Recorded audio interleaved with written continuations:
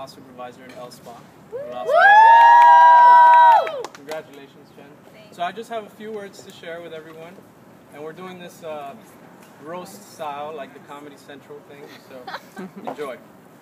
Jen, I'm happy to be here tonight, and we're honored with the privilege to be able to roast you, especially because it's so easy. On a serious note, your positive traits clearly supersede anything else. But get ready for what your team has to say about you.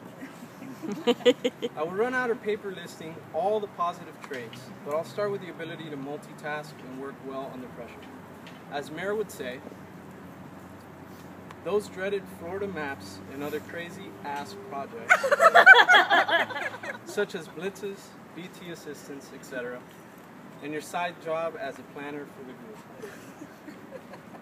Your passion and dedication to work in life, like your weird obsession with penguins, and all you put into that shrine of your boyfriend Danny you call cubicle.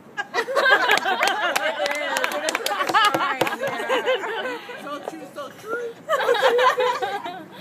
What a great team player you are. Like during most Monday BD meetings when you remind us to get it together, people. How supportive you are of your peers. Like when you wear something that's a fashion disaster and whisper, "What a hot mess," under your breath. It's all for the best. And how you contribute to the growth of your team through the use of constructive criticism. For example, like when we do something wrong and you lightly yell, "In your face," or "en tu cara" for Spanish speakers. As we all know, Jen's most commonly used expressions include "in your face," "hot mess," and "get it together," people. Maggie, who unfortunately could not make it here tonight, had a funny story to share with all. So this is a time, and I quote, when Jen was showing me something with work, and she was so sure that what she was telling me was correct, and then she said, "in your face." So I corrected her because the information was telling me she was wrong. When I corrected her, I said, "in your face," and then nicknamed her "in your face." Sorry, don't remember what the work-related stuff was about, but for the longest time I was calling her "in your face." We've all shared great times with Jen in one way or another. Our very first conversations, for example, revolved around the Miami Heat and drinking coffee. Easily on my top 10 favorite things to talk about. You see, Jen knows how to build rapport because she tries to find those common interests in people. Like many of us here today, Jen and I quickly became acquaintances and then friends. I remember this one time our training manager at the old sales office, which will remain nameless for HR purposes. She was the one that said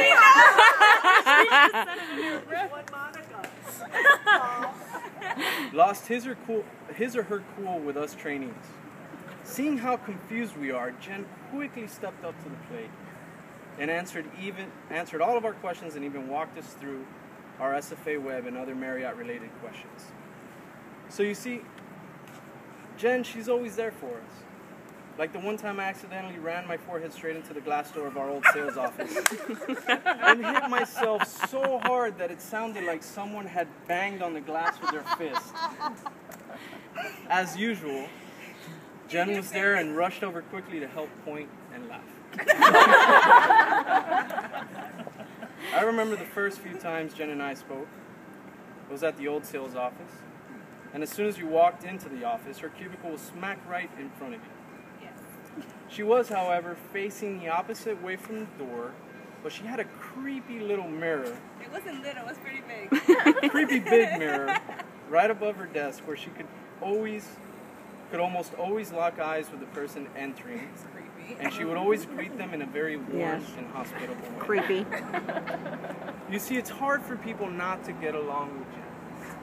Unless, of course, she didn't like you.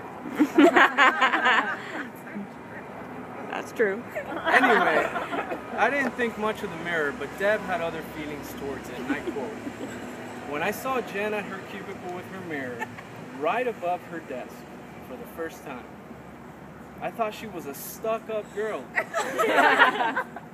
Jamie, you wanted me to mention how you and Jen shared a love for cute, cuddly little penguins.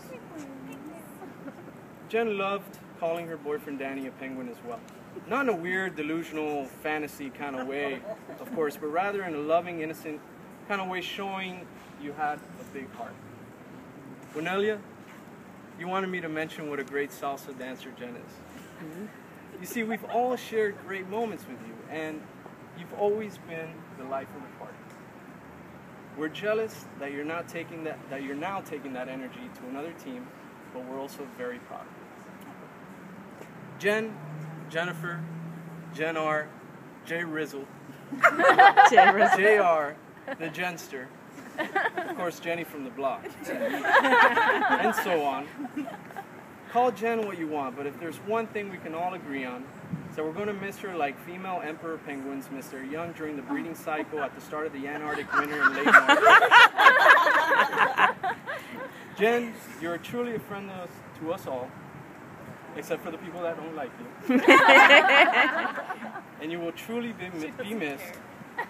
Good night, and in your face.